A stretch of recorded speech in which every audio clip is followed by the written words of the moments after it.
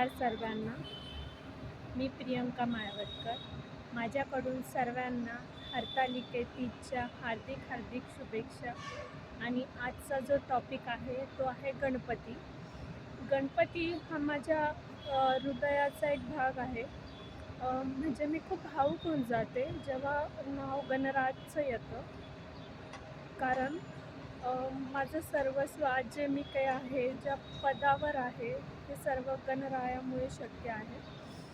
तर मी माझ्या लाईफची एक खरी खरी स्टोरी तुम्हाला शेअर करते आहे, जे माझ्यासोबत खरा इन्सिडन्स घडला आहे.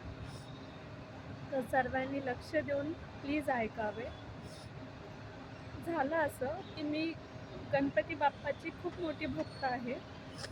मी दर चतुर्थीला गणपती बाप्पाकडे जायची, म्हणजे न चुकता. गेल्या क्षणी मी हार, दुर्वा, पेढे सर्व घेऊन जायची बाप्पाच्या चरणी. सॉरी, मी भावूक होऊन जाते खूप जास्त. तर मी जायची. असं मी बरेच महिने गेली आणि एकदा काय झालं, घरातून निघाली आणि फक्त मी बघितलं नाही, पण पर्समध्ये हात टाकून बघितला, काहीतरी कागदसारखं लागलं. असं मी कन्सिडर केलं की नाही, पैसे आहे की आपल्या खिशात, म्हणून मी गेली आणि फुलावालीकडे गेली.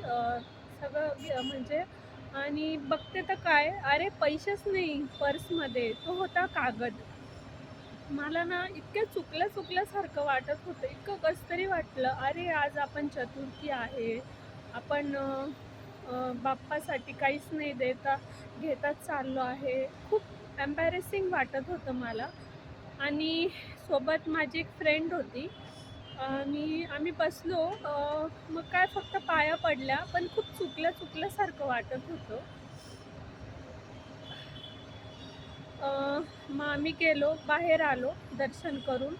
समोरच महादेव आणि हनुमानाचं मंदिर होतं आणि हनुमानाच्या मंदिरावर बसली आणि मी खूप सॅड होती की भाई, गणपती बाप्पांना न काही चढवताच, हार दुर्वा न चढवताच बाहेर आली.